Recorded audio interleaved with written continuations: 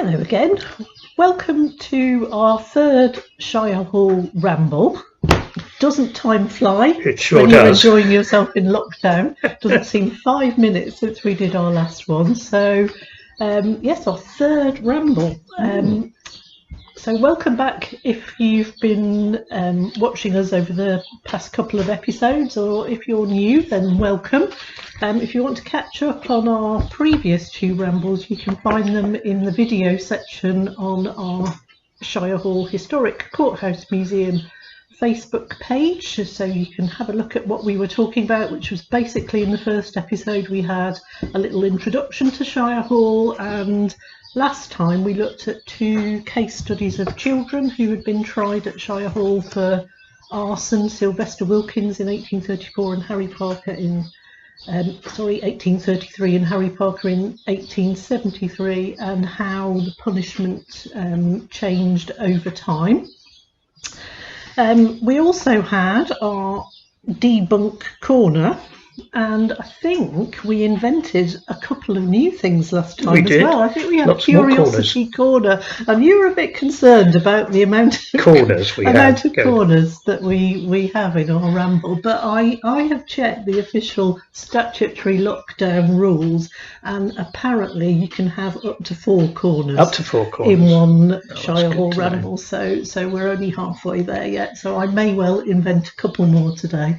I also got a bit confused because we did have a mindful moment as well, didn't we? But I think the mindful moment and the Curiosity Corner were the same thing. I think it probably was. Because I was looking at how much I liked the arched windows that we've got at Shire Hall, and I think that reminded me of a mindful moment. I may have got that wrong. I may have to look at these videos for next time so that I can make sure we've got the required number of corners.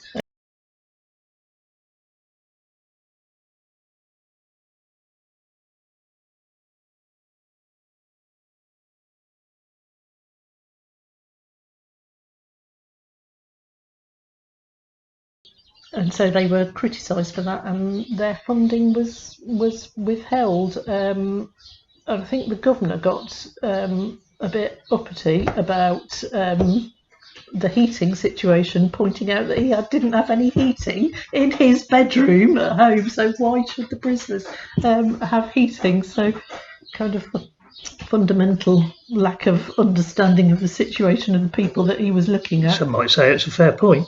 Well, some might say it's a fair point, yes, yeah, and it wasn't uncommon. In 1804, the governor of Dorchester Prison was charged with using prisoners as free labour, so there was a bit of a history of the people in charge kind of using the prison as a means of free servants and free labour. I think he used prisoners in his businesses as well, so he was duly reprimanded for doing that.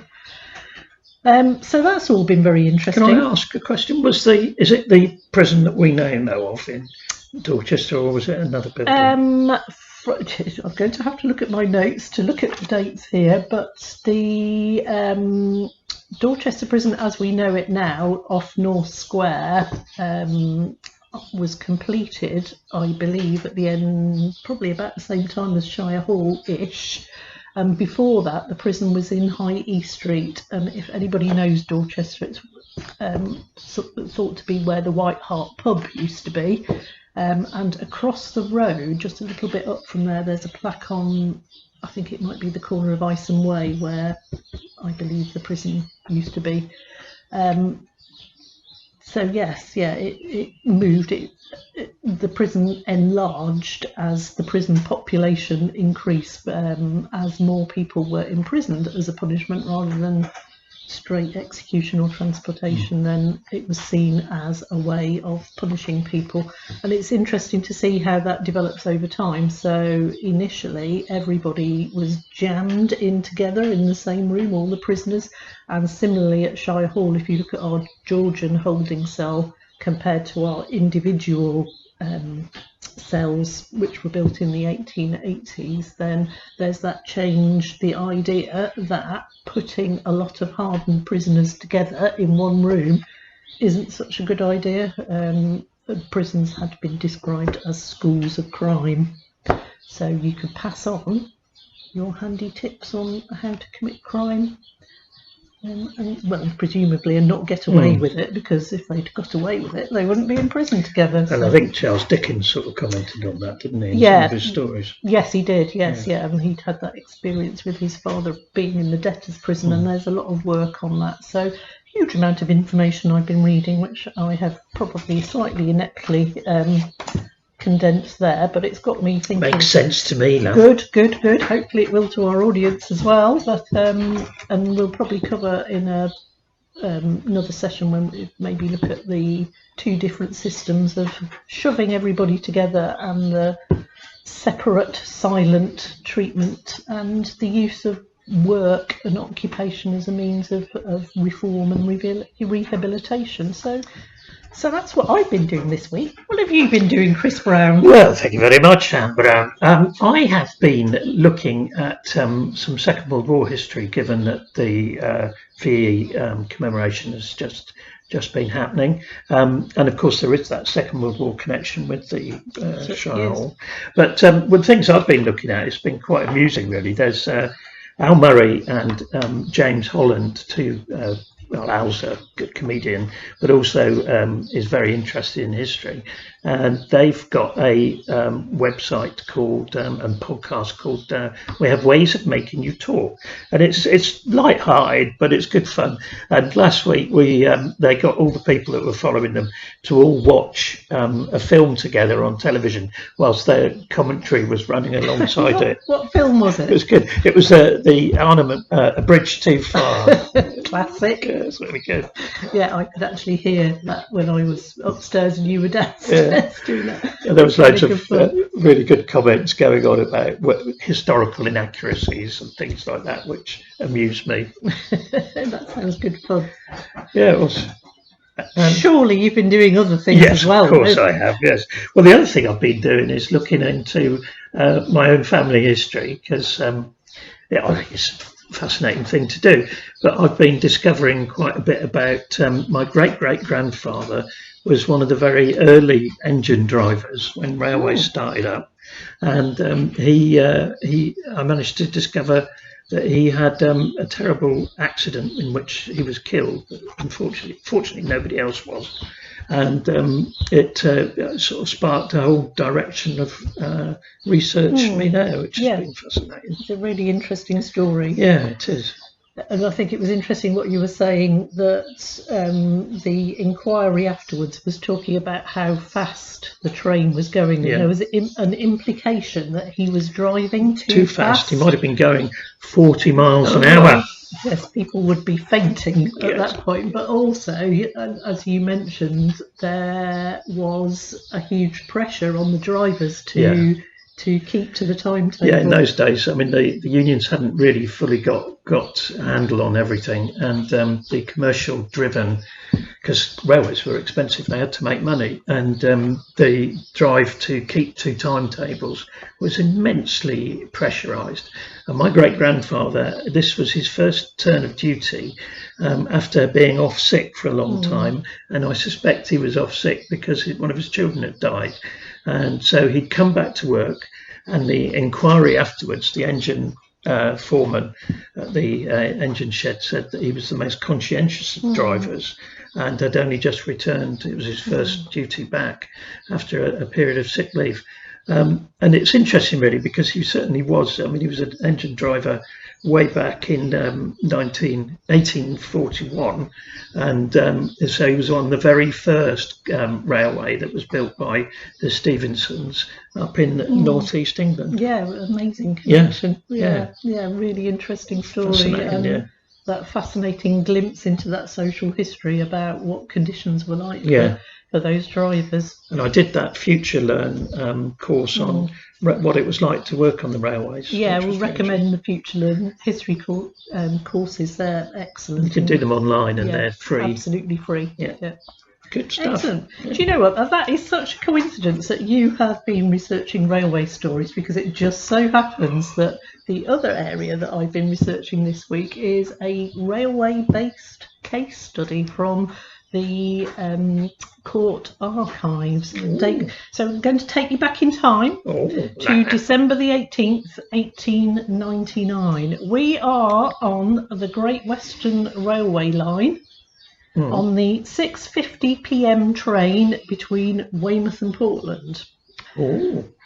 Driver is Percy Frank Nutman, 29 years old. He's married with 4 children. I think the 4th child might not be born yet. I think it was imminent.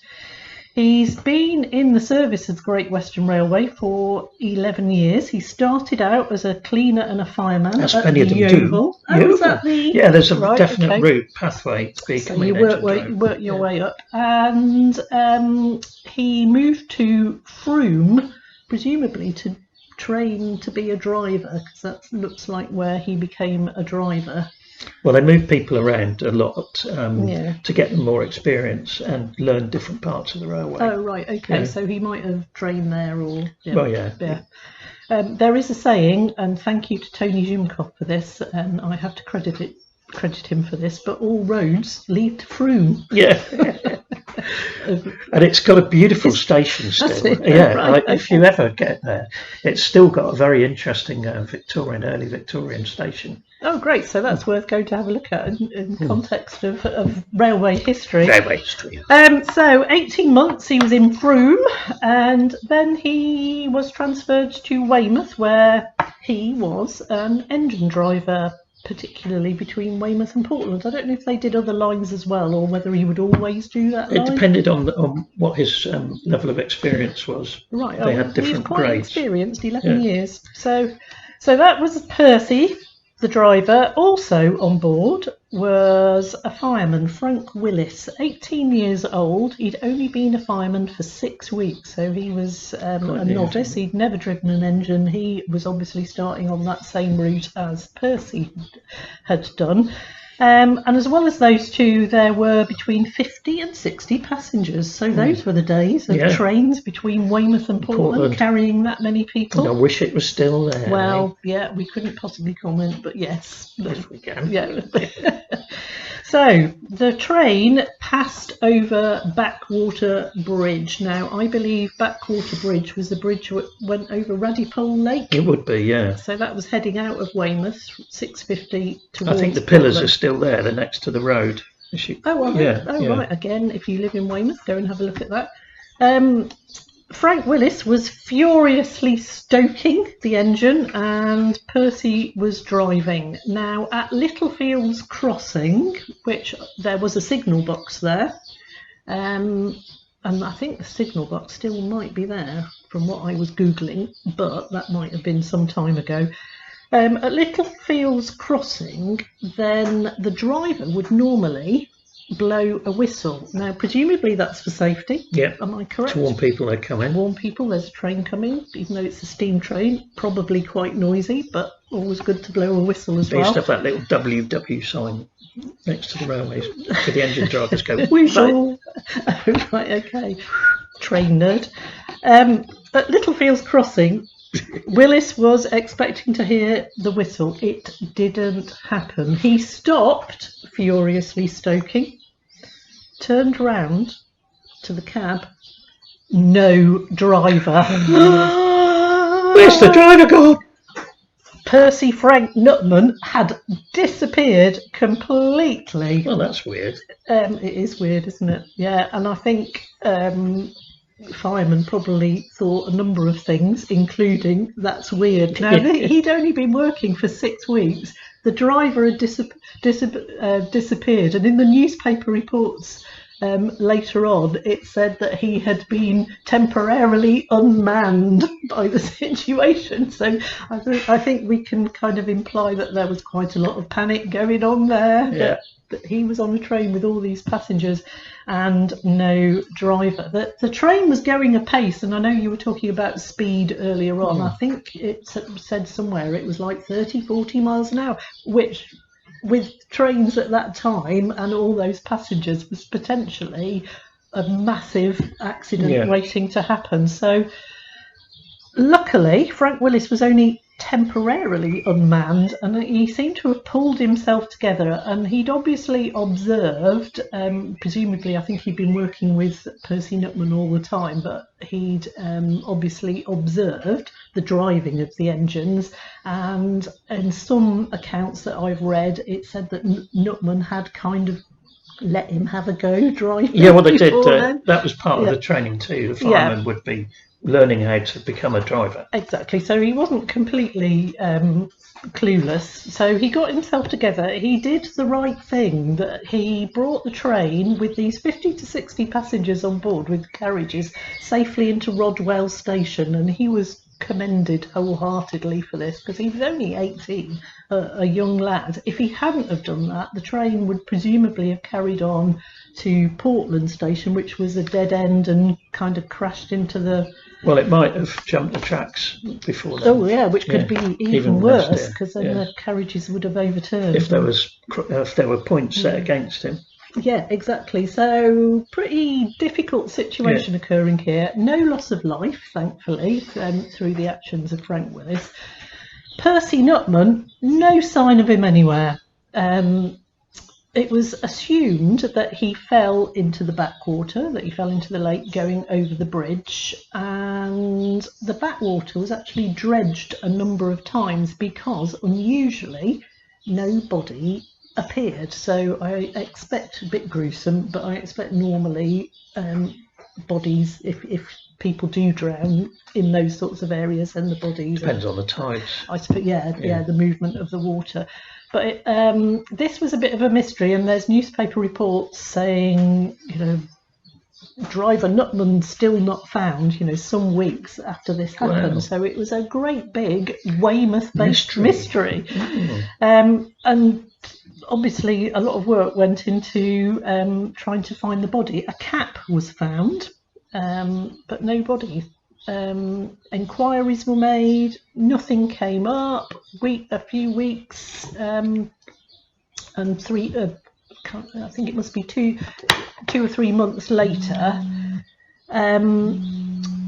Nutman's wife, sorry, my phone is ringing here. Nutman's wife made a compensation claim to Great Western Railway. Now, they were already a little bit suspicious because nobody had been found. It was all a little bit mysterious. And I think Mrs. Nutman was asking for £5 compensation, which, given that she was left with 4 children and no breadwinner in the house, then she was obviously looking for some support for her family. This claim for compensation was passed to the insurance inspectors of the Great Western Railway, who sound quite a scary bunch of people, actually. Yeah, they probably are. No stone unturned is what I gather from this. So they started interviewing people. They interviewed Frank Willis, the fireman, and he said something very interesting. He said that Percy Nutman was in the habit of smartening himself up before driving the last train of the day. Now, the last train of the day was at 8:50 p.m. On the day of the accident, started smartening himself up just before the 6:50 train. Oh, slightly suspicious there. So that obviously got the hackles of the inspectors rising, thinking that there was something strange going on here. They carried on their inquiries, and apparently they got a tip-off from Shepton Mallet, which is a curious place to get a tip-off from, but makes sense as we carry on with this story. So they went to investigate the tip-off. They ended up going to Shepton Mallet, and then on from there to Leatherhead in Surrey, where they found a Mr. Taylor and a heavily pregnant Mrs. Taylor, and I think Mr. Taylor was described as a wood chopper or something like that, living as man and wife in rented accommodation. They interviewed Mr. and Mrs. Taylor. Guess what? His name wasn't really Taylor. Mr. Taylor was Percy Frank Nutman, but who was Mrs. Taylor? Because Mrs. Nutman was back with the children in Weymouth. Oh, Guess who Mrs. Taylor was? I don't know. Only Mrs. Nutman in Weymouth's sister. So it turned out that Percy Frank Nutman and Mrs. Nutman's sister had found themselves in a great deal of trouble. And so that's quite a few laws broken, don't you think? Yes, not only legal laws, but church laws and all those things, which were very important in 1899. So this happened in early April. So the GWR detectives tracked down Percy Nutman and Mrs. Nutman's sister to Leatherhead. He was arrested. He was there was a hearing about the case, evidence put together, and he was tried at the Quarter Sessions in July 1900. Now, his charge, I've read his charge, and it goes on for quite a large paragraph because I suppose it's slightly technically complicated because of the engine driving aspects of this and the implications of leaving a moving engine. So I've summarised it as he was charged with leaving an engine and causing public danger, which is a bit of an understatement, isn't it? So his hearing was 4th of April, and he was sent to Shire Hall for the Quarter Sessions on the 4th of July, and then presumably he was held at Dorchester Prison before the trial. It was reported in newspapers all over the country. This was really big news of the disappearing railwaymen, and instead of a body being found, that there's this kind of salacious story of Mr. Nutman and his sister-in-law obviously getting to know each other more than was appropriate in 1899. So for the trial, there was a lot of evidence. It was all reported in the newspapers from Glasgow to Truro, that a lot of Great Western Railway employees were called as witnesses, and key witness was Frank Willis, who'd been the fireman, but also these inspectors and managers, because it was in their interest to see him bang to rights, because the safety record and the reputation of their company was on the line. The key questions they were looking at were, did he jump on purpose, putting passengers in danger, or did he fall accidentally? The falling accidentally was dismissed quite quickly because he'd been driving trains for a lot of years, and I think you probably know that there are falling off dangers when you're driving, but presumably you're quite careful about that and you learn what they are early on.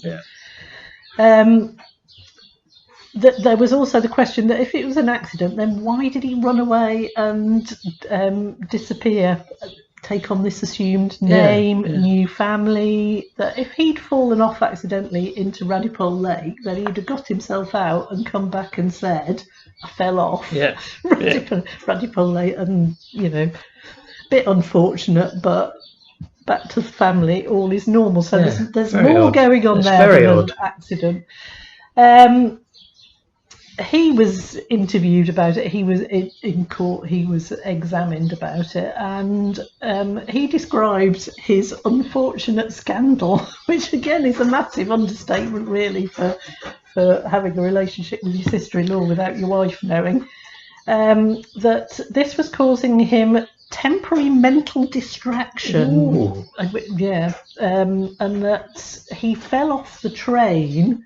He was kind of feeling a bit suicidal, but fell off the train, and he wasn't sure whether he did it deliberately or whether it was an accident. And whilst he was in the water, he thought that was an opportunity for his unfortunate situation to maybe be resolved. Oh, I see. So it's like he'd be declared dead. Yes, yeah. So he said he didn't know what he was doing. and that if he did, he wouldn't have endangered people's lives because he was a trained and experienced conscientious train driver, and that he didn't go home because he didn't want to get in trouble with work and his wife, so he ran away.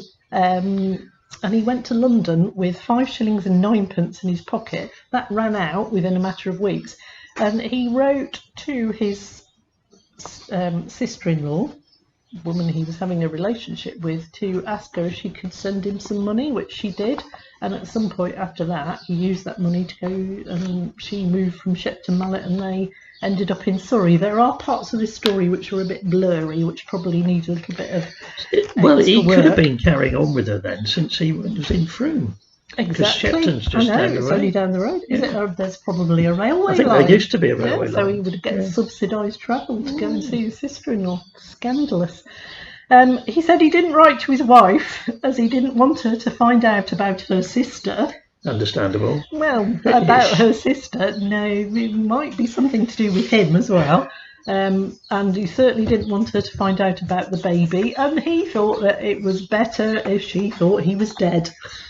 So that was the story. The accident and the suicide were kind of dismissed, really. He was found guilty, and he was sentenced to 6 months in prison with hard labour, which, again, through my research of prison, at that time it could be breaking rocks, so rocks from Portland quarries to make roads and buildings. They did have a treadmill at Dorchester Prison, which I think later on was used for grinding corn. At one point it was just a pointless activity to show the prisoners that whatever they did was of no importance. So 6 months in prison, however, which was a pretty tough sentence. There's more research to be done about the people in these cases. It's just an absolutely brilliant human story, absolutely tragic for the people involved. In the 1911 census, he's still living in Surrey with a wife and 9 children, which the mathematics of that don't quite work out. So I don't know whether some of those children might be the 4 that he'd had with the previous Mrs. Nutman. And he was a painter and decorator then, and I'm not sure which wife that was. So it could be that maybe his sister-in-law had children already. But did he get prosecuted for bigamy as well? Well, no, he wasn't married to his sister-in-law, so breaking the moral code. So there's lots more research to be done about this. It's a great story. Very good. I just love the furiously stoking and then turns around and there's no driver. It's almost like, I'm sure I've seen a film with that script before. So that was a story which I picked up from Terry's Crime and Punishment in Dorset book, and did some more research online. And as a quick tip, in times of lockdown, then if you've got a Dorset Council library card, and if you haven't got one, you can register online now. You can actually have access to the Family History Ancestry website for free for the duration of lockdown. So that's worth following up if you're interested in finding out about your family history or some of these other stories. And on Ancestry, you can see Percy's railway employment records, the quarter sessions, court records, and various kind of other civil documents as well. So, and again, another call for the Dorset History Centre, because they've put a lot of this stuff online and available. Oh, absolutely, they've digitised these collections, and they're fantastic up there, and they're still taking inquiries and being the amazing organisation that they always are.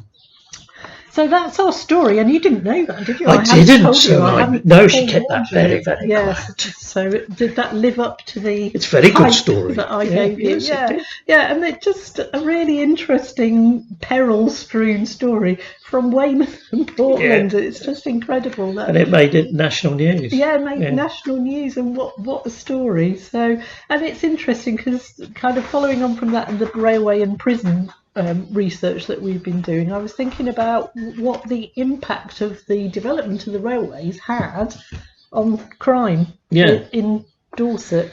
In the whole country. In the whole country, it was quite interesting, really.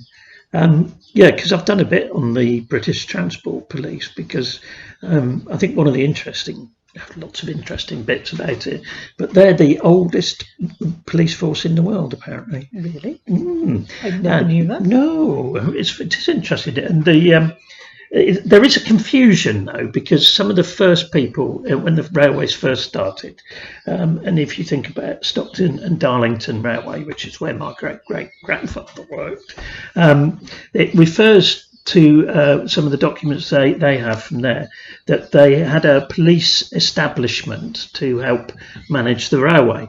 They had one superintendent, 4 officers, and numerous gatekeepers in 1926. This is 1826, pardon me, 1826. So it's really quite early on. But there was this is obviously before the police was actually established, but they had the railways employed people to monitor the safety, do the gates, and look after people that way. And quite often through railway history, signalmen were also described as bobbies, because they were quite important in it all, and were sort of like pseudo policemen.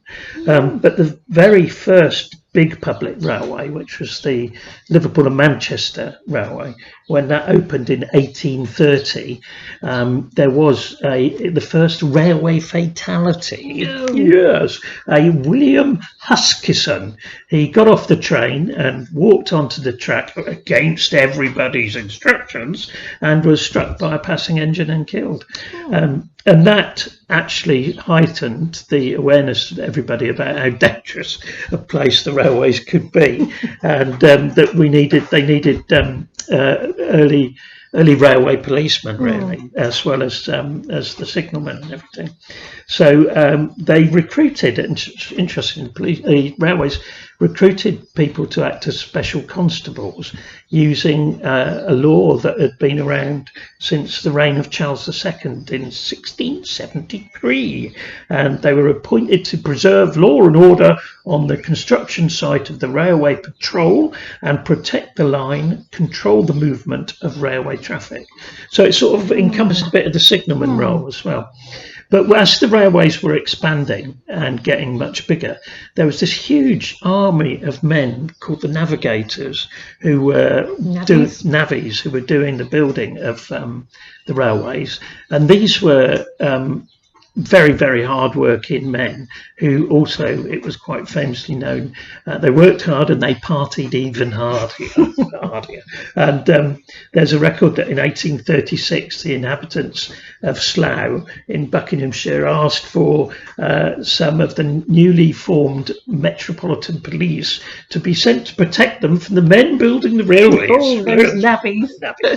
And in 1840, this is a good one, the labourers, the navvies, murdered one of their gang members on the Edinburgh to Glasgow railway, and the railway company asked for the army to come and help out, and the 58th Foot infantry, they were required to go in, break up the navvies, arrest the ringleaders, and then the perpetrators, the people who committed this murder, were hanged on a makeshift scaffold beside the tracks. Oh, that's a bit grim. It sounds like they didn't even go to court. It was straight, right, the army have come in, we're going to have you. So they had a very robust approach to the navvies. They did. Yeah, they clearly knew what they were like. But I mean, all of these things brought around the birth and the establishment of the British Transport Police, who for many years were, I know from, I'm getting on in years, people often used to sort of think, oh, they don't really do anything.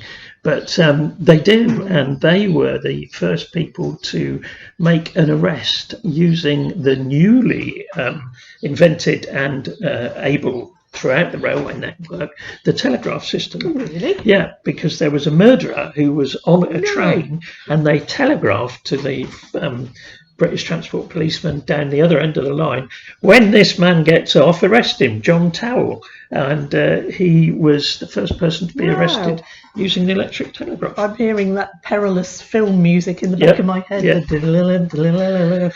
But I also think, I mean, it's interesting because the British Transport Police website have got their history up there. That's really interesting. There was the recent case in one of the terrorist things where an off-duty British Transport policeman did he die in his? I don't know. Well, they were very much involved in the terrorist incident. So, I mean, it's wrong for people to think that they're not a proper police force and don't do the same things. Exactly. So that was interesting. Yeah, that is a very interesting piece of research. Thank you very much for that. And what I was reading as well was saying that when railways were first introduced, the carriages, there was no lighting in carriages, and there was a lot of robbery and grievous bodily harm done, and it was particularly risky to travel at night, and also a massive increase in pickpocketing in busy stations. So the railways did give people an opportunity to commit greater crime, to commit crimes. And before there were corridors on the trains or walk through, you were in little compartments. So you were in a compartment with 8 people, and all hell could break loose in there, and I think it did quite a few times. I was reading that, and also goods were transported, so there was the opportunity for quite large-scale theft. As in the Great Train Robbery, and people could, like, what was he called? John Towell could nick off on the railway after committing a crime. So actually, there was also quite a lot of crime committed on the railway by railway employees. We won't go into that aspect of your family history at this moment. So that's really interesting. Thank you very much for that. I hope you've enjoyed our case study this week. Before we go, we have our Curiosity Corner / Mindful Moment, and actually that's down to you again. Thanks. We haven't got a photograph of it, and it's pretty tricky to show. But this is the postcard of the Tolpuddle cell, and this door here opens outwards into a lobby area where there's another cell and the steps up into the dock.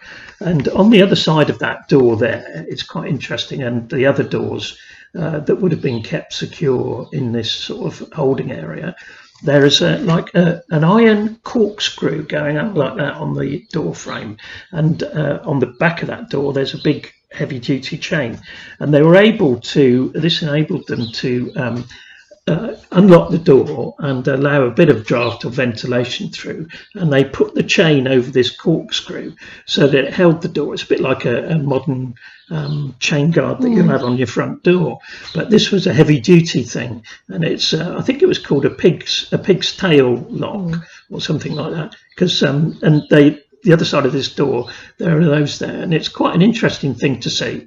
And whenever I've been in there and sort of showing children around, they always spot it and say, "Oh, what's that? What's that?" You know, and so you're able to show them how it's used. So the door could be just a little bit ajar, and the wardens. So you could shout through the door as well, and you could hear what was going on the other end of the building. Yeah, they're really interesting looking things. Yeah, and I've not seen them through them.